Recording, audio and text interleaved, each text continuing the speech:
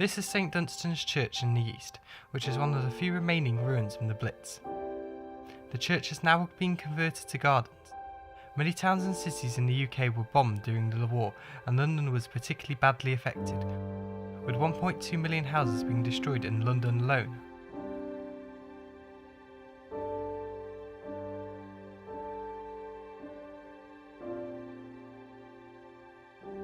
After 1945, councils across the UK had a problem on their hands: how to quickly replace and rehome all the displaced people. Here is a view of a style of architecture prevalent in London prior to the bombing. These are houses within half a mile from St Dunstan's Church.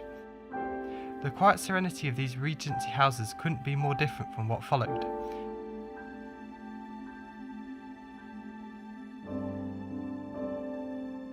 The first attempt to tackle the problem in London emerged in the form of the Kennington Park Social Housing Project. While Kennington Park Estate was only 6 stories high, it was very wide, comprising of 12 5-storey blocks. In upping the scale, it was a precursor to larger buildings which followed. Fast forward from the end of the war, and what emerged in subsequent years was something striking and different. Vast, monolithic, with immense walls of concrete, huge blocks and towers began sprouting up in war-ravaged Britain. Brutalist Britain had begun.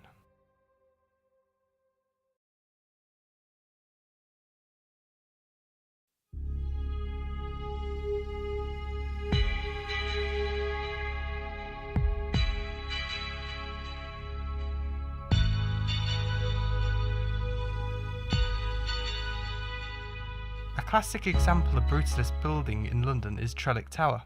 Trellick Tower is a 31-storey block of flats in Kensal Town in London. It was designed in the brutalist style by architect Erno Goldfinger after commission from the Greater London Council in 1966 and was completed in 1972. It is a Grade 2 listed building and is 322 feet tall.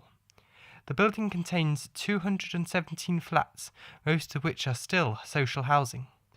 The tower was completed at a time when high-rise tower blocks were going out of fashion as local authorities were beginning to realise the social problems they caused. The building was open access, and rough sleepers and drug crime took up the residents of its corridors. By the late 1970s, Trellick Tower was a scene of crime, including rape and the assault of a child.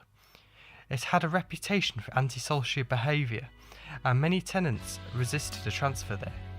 People felt alienated by this massive tower, rising like some kind of great alien from the rubble of World War II. It had a dark, oppressive atmosphere.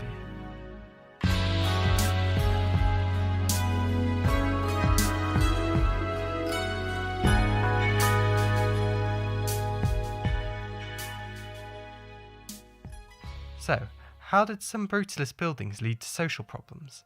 What happened with brutalist buildings and what went wrong?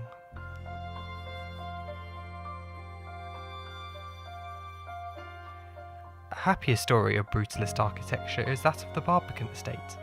The Barbican Estate is a residential estate built around the 1960s and the 1970s in the City of London, close to St Paul's Cathedral, in an area once devastated by World War II bombings and today populated by financial institutions. It forms a part of the Barbican complex, which includes many facilities including the Barbican Arts Centre and the Museum of London. The area is popular as it's located near to many tourist attractions. The Barbican complex is a prominent example of British brutalist architecture and is Grade 2 listed. It houses over 4,000 residents and is a highly sought after address. The complex includes waterfront areas with fountains. Property values are currently reaching £1 million.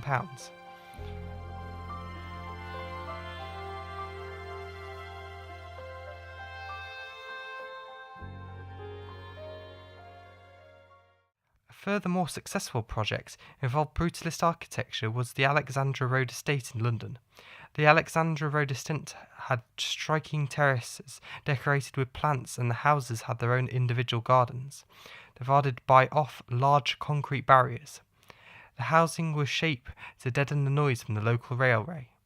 In general, tenants were impressed, one woman commenting that it was like living in the Mediterranean. The Park Hill Flats in Sheffield were built to replace unsuitable terrace housing with squalid conditions. Families were arranged next to each other to retain the community feel. The flats were built with corridors wide enough for a milk float. This design was used to address the utopian vision of streets in the sky.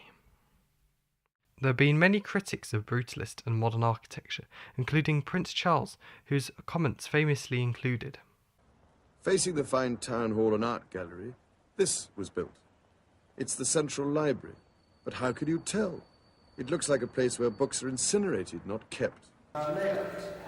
But what is proposed seems to me like a monstrous carbuncle on the face of a much loved and elegant friend. Attention has been focused recently on Birmingham's Ringway, a crescent-shaped swath of brutalist architecture currently occupied by shopfronts. Controversially, the Ringway is scheduled to be turned into a new development, which will retain the crescent shape, but change or remove many of the existing brutalist features. This is Mary Keating from the Birmingham 20th Century Society Group, and also representative for the Beautiful Birmingham Action Group. She lobbied for the protection of the Birmingham Central Library, which then was subsequently demolished, and she also is now lobbying for the protection of the Ringways building, which is now under threat. I think the first thing you need to think about is that there is a bit of a confusion about the term brutalist, because often people use it interchangeably with modernist architecture, and it's become a bit of a derogatory term for anything that's built of concrete that people don't like, or anything just generally of that 60s, 70s period that people don't like. So I think that you do really need to distinguish between those two sort of architectural forms.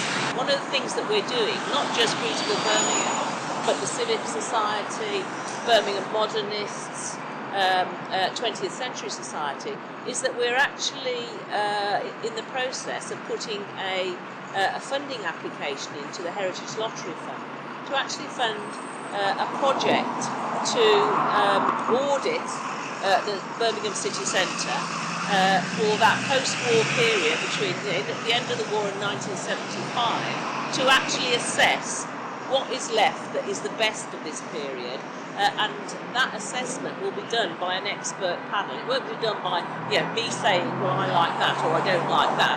It'll be done by an expert panel, a mixed expert panel of architects, historians and whatever. As part of our campaign, as part of what we desire, is that we don't necessarily want buildings to be preserved in aspect. We don't necessarily want buildings to be exactly the same. It's actually thinking about a particular building, the quality of that building, what is really, really special about that building, and keeping those aspects, not necessarily saying you can't do anything. And that is one of the problems about statutory listing, is that actually it means that the building, for the most part, has to stay as it is. And I think that's often a sledgehammer to crack a nut. So if we look at the Ringway Centre, then actually, from our point of view, keeping the fabulous frontage, concrete frontage, with the uplighters, and then working behind that, maybe adding the 2 floors that they want in glass, but still retaining the special features of that building, I think, is something that could be much more flexibly handled than it is at the moment. So, what do we make of the story of brutalist architecture in Britain? Some will be inspired by the towering facades of brutalist architecture. Others are repulsed by its alienating effects. Some will see the social impact of brutalism as providing a safe haven for the poor. Others will see brutalism as a failed experiment which wrecked communities. Whatever your point of view, there can be little doubt that brutalism occupies an important and interesting place in architectural history. There is much to be gained from preserving examples of modernist architecture. In doing so, we're preserving an important part of the history of our built environment. Brutalism represents a story of functional art form and a utopian vision. Its embodiments are the age and spoke of streets in the sky. As the concept of brutalism moves from the functional to occupy a significant role in architectural history, we are beginning to see it with new eyes. Perhaps brutalism and postmodernism in general will be remembered as a style of architecture which made us look up.